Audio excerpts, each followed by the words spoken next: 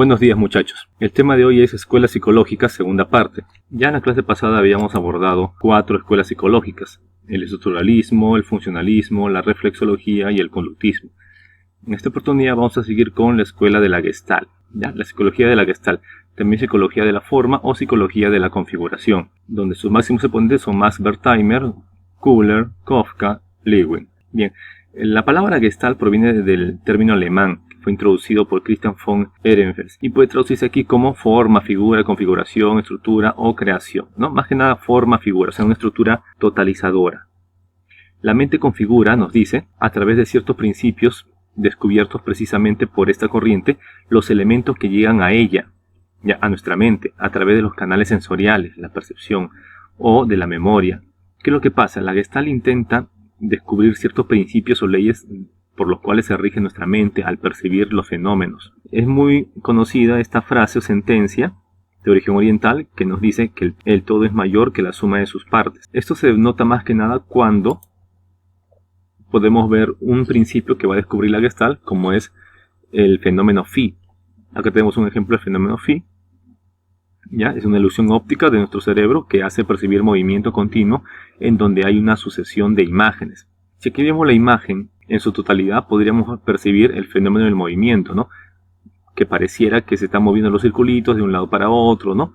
Pero si uno comienza a analizar parte por parte esta figura, se da cuenta que no existe realmente movimiento.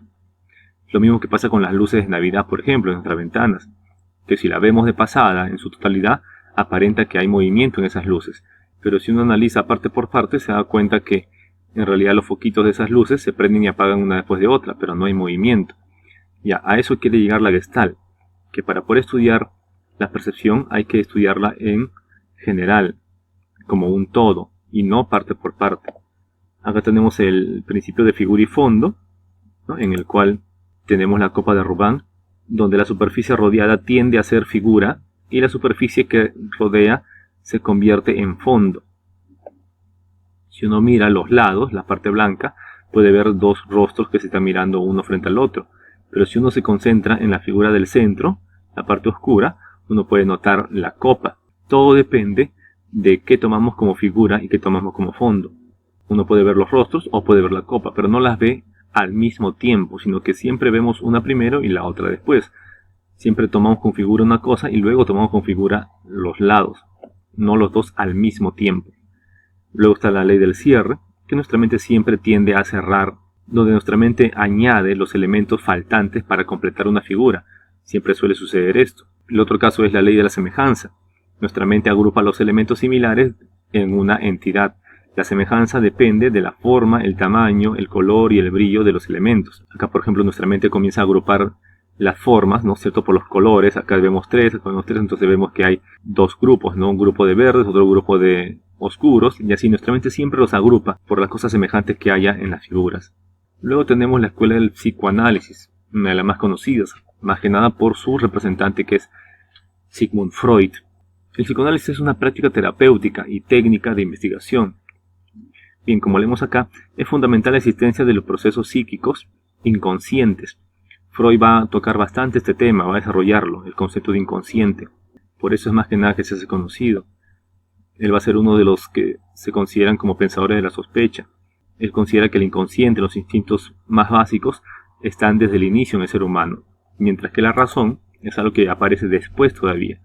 Por eso es que para él el inconsciente, sobre todo el instinto de vida, que se refiere al impulso sexual, él se refiere al inconsciente como los instintos de vida, el impulso sexual, la libido, que dirige nuestras vidas realmente, orienta, nos inclina hacia ciertas actividades que esconden esta satisfacción de la libido.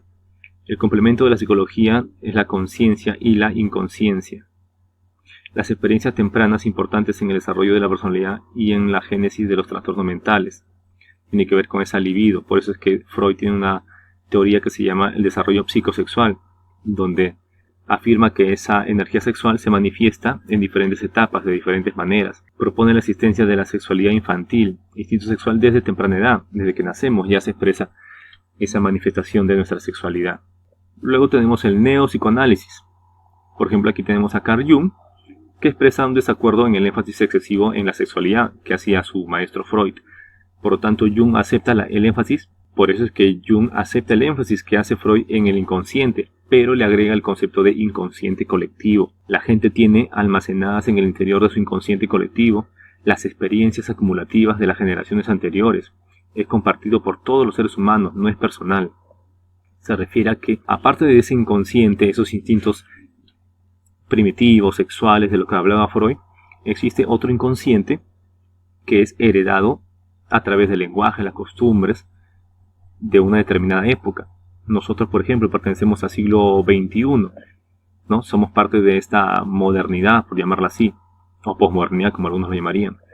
Pero esto nos lleva a tener una forma de pensar muy común entre nosotros los modernos.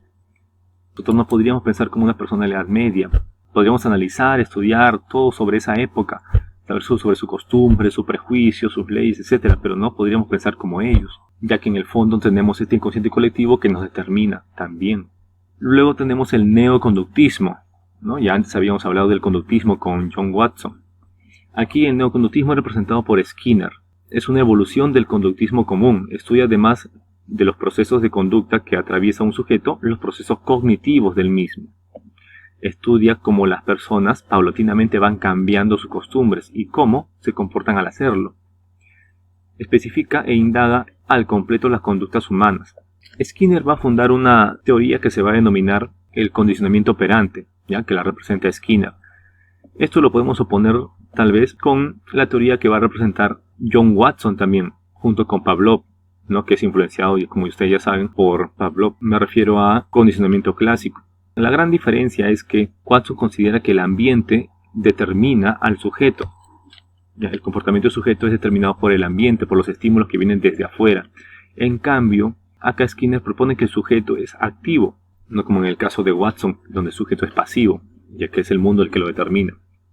Skinner propone que es el sujeto el que actúa primero, ¿no? Emite una respuesta, una conducta, porque está persiguiendo un estímulo en el mundo. Bueno, ya sea la aparición de un estímulo o la desaparición de un estímulo, pero lo hace por las consecuencias a la cual le lleva su comportamiento. Luego tenemos el cognitivismo, representado por el psicólogo y filósofo también considerado Jean Piaget. Centró sus estudios en el desarrollo de la inteligencia, defendiéndola como un proceso de adaptación donde el individuo asimila y se acomoda al medio. Sobre todo este concepto, ¿cierto?, de adaptación. Es acá donde Piaget va a formular su teoría del desarrollo cognoscitivo, o el desarrollo de la inteligencia en el ser humano, donde lo va a dividir en 4 etapas también, que ya veremos luego. La psicología cognitiva representa el regreso a la conciencia, describiendo los procesos de pensamiento que tienen lugar en nuestra mente. Aquí Piaget considera que nuestra mente busca, escoge, almacena, interpreta del medio ambiente o del interior según sus propósitos.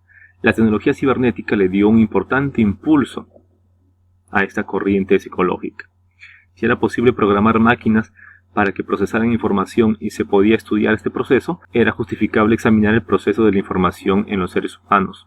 Actualmente el cognitivismo es un modelo influyente en la psicología y los fenómenos cognitivos son las principales áreas de interés. Ahora, respecto al humanismo. El humanismo surge a principios de los años 50. La idea de ser humano como un todo único y repetible. Esto es más que nada influencia del existencialismo, ya que son corrientes filosóficas, y de la fenomenología. Ya que el existencialismo y la fenomenología, para hallar algo en común entre ellos, proponen que cada ser humano es diferente a otro, es especial, se rige por sus propias leyes, es libre, para verlo de esa manera. Por esa razón es que la libertad de la voluntad del hombre se centra en la espontaneidad y creatividad personal.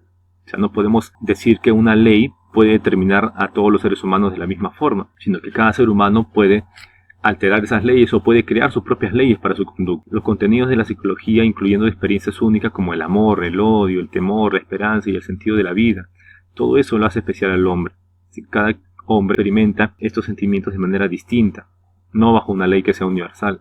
También debemos agregar que el humanismo es considerado como la tercera fuerza, tomando como referencia a las 2 fuerzas que son el conductismo y el psicoanálisis, que son las escuelas psicológicas que predominaban a mediados del siglo XX, donde el humanismo considera que estas dos, el conductismo y el psicoanálisis, son muy deterministas. El conductismo señalando que nuestra conducta es determinada por el ambiente, lo cual de cierta forma hace que la voluntad y el libre albedrío en el hombre pues no sean tan relevantes, y el psicoanálisis por su parte considerando que los instintos, sobre todo la libido, el impulso sexual, es la que dirige la conducta humana, independientemente si la razón ha evolucionado o ha aparecido, pero siempre detrás de todo está esa inclinación sexual que dirige y orienta nuestra vida, al fin y al cabo. El humanismo considera que el hombre no se determina por una ley, sino que el hombre es el que construye las leyes. Bien chicos, eso sería todo por hoy. Muchas gracias.